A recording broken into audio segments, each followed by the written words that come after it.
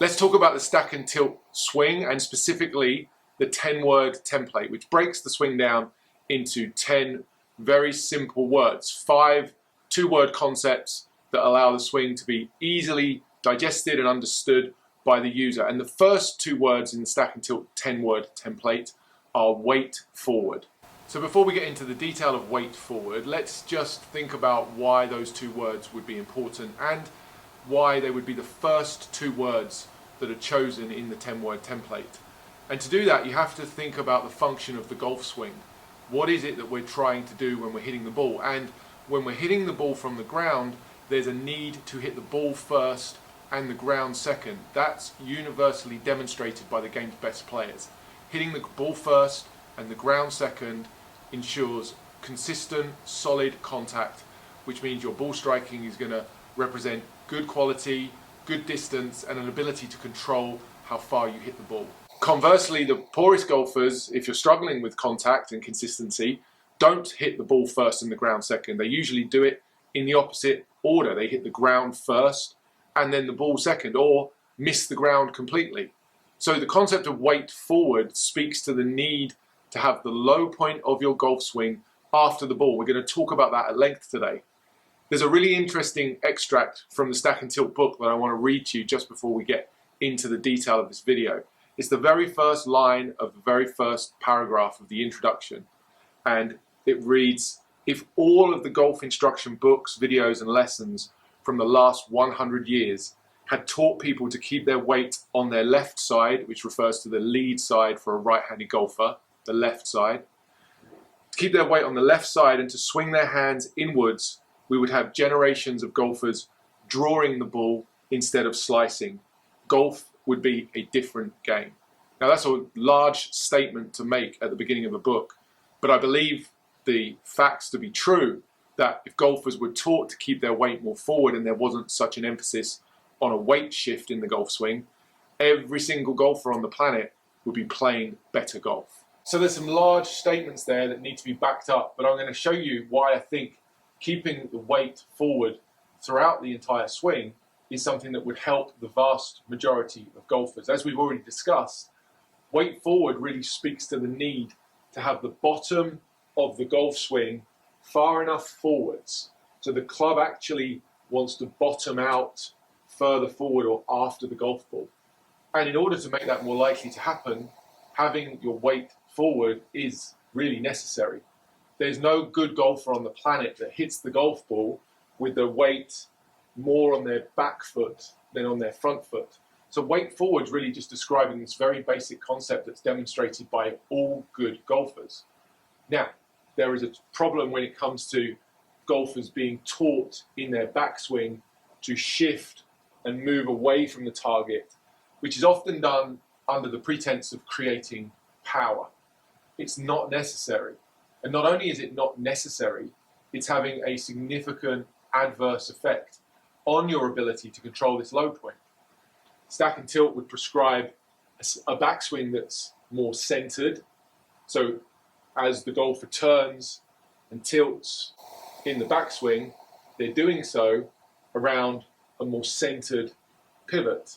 It's really where the term stack comes from, that the upper center, the center of the shoulders, and the lower center, which would be the center of the hips, think about the spine, if you like, from this front view, would stay very much stacked or aligned and centered from this front view.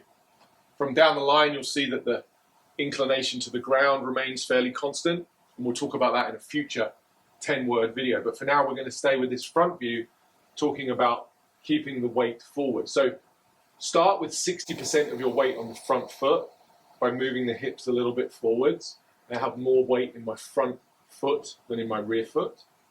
And then as I swing back, there's going to be zero shift to the right. If you want to take a look at my trail hip here, and we'll put a line on this now, you'll see that in the backswing, the trail hip moves away from that line and effectively towards the target. That helps to increase my rotation, but at the same time, keeps my weight forward. And now I'm in a great position to deliver the club in the downswing.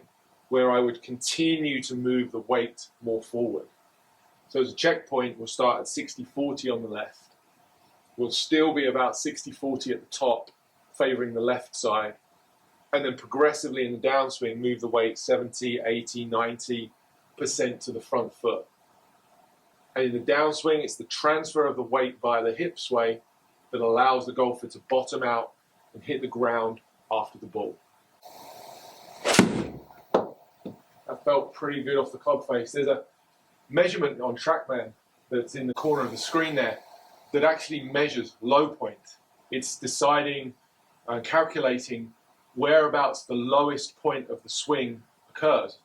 On that particular swing, it was 4.4 inches after the ball. That's a good place for you to be paying attention. If you're training on TrackMan and you have the ability to measure this metric, pay attention to where your low point is. The poorest golfers will tend to have the low point before the ball, where the club bottoms out prematurely. And you can appreciate that leads to fat shots, thin shots, top shots, just a whole lot of problems. Depending on what books you've read or how much instruction you've taken, you've maybe been taught that you're supposed to shift your weight in the backswing.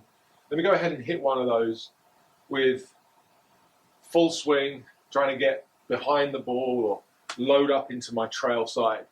And just have a look at what that does to that low point measurement. Shift across. Go ahead and hit one. You know, that felt okay. Wasn't a bad strike. Ball's gone much higher than it would have done before. But the low point measurement on that swing was 1.7 inches before the ball. Now, that's a problem, particularly when you get outside on the grass. And that's one of the other things that really doesn't come through when you're practicing from a driving range mat or an indoor facility, where the mat's giving you a margin of error that you just don't get off the grass.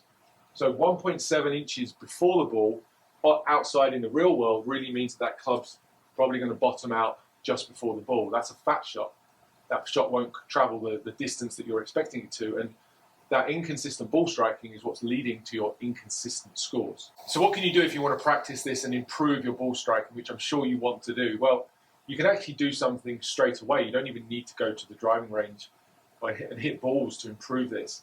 You can just work on the form of moving your hips and moving your weight towards the target really throughout the entirety of the swing. If you're at home, you can go and grab a stool or stand up next to a table. If your golf bag's close by, you can just place your golf bag to the side. What I've done here with this stool is just placed it towards my trail leg, my trail hip. I've got my foot just inside the leg of the chair there. And what it's going to allow me to do in my backswing is work my trail leg and my trail hip away from that stool. If I was to make a backswing and move my weight to the right, I'd hit the stool very early and I'd get the feedback of pushing this away from me, which is what I do not want. So again, without a ball, I could just make rehearsal swings. I could even do it without a club. I could just make practice backswings in my house, in the front room, working on that sensation of the trail leg straightening and the trail hip moving behind me. And then I can continue that work in the downswing, making sure that I really move the pelvis as far away from that stool as I possibly can. There's about 6 to 8 inches of pelvic sway in expert players from where they start their swing to where they finish. That's a lot, 6 to 8 inches of pelvic sway. So by the time I've finished here, not only do I not want to touch the stool on my backswing, I want to keep moving my pelvis as far away from it as I can in the follow through.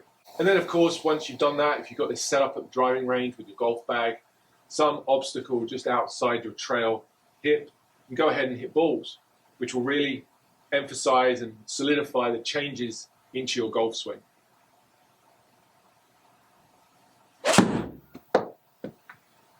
Really nicely struck.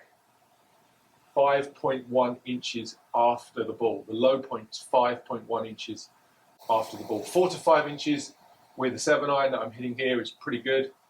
You can have it too far forward, but I promise you, most of you do not have that problem. Most of you have the problem where your low point is too far back It's causing all sorts of contact consistency issues and is leading to your poor scores. So if you're interested in improving your ball striking, take these first 2 words of the stack and tilt 10-word template, weight forward, and go and implement them into your next practice session. Put the weight on the front, keep the weight on the front, move the weight more forward through the downswing and the follow through, and watch your ball striking transform. So we've covered the first 2 words of the stack and tilt 10-word template. Weight forward is a very simple concept, but one that I promise you you're not doing enough of. If you implement these 2 words into your practice, into your swing, your ball striking will improve immediately. And that's a really nice, simple win in a game that's full of difficult, complicated movements. If you enjoyed the video today, please help me out by hitting that like button and subscribing to the channel if you're not already. We're going to be doing lots more stack and tilt content, as well as many other tips and tricks that are going to improve your golf game. Separately, if you'd like to take any online lessons, you can find me on the Skillist app. The link's down in the description, and I'd love to help you with your golf game directly. The most obvious place to go from here is to move on to the next 2 words. So go and check out this video next, which talks about shoulder down, the next 2 words in the stack and tilt 10-word template.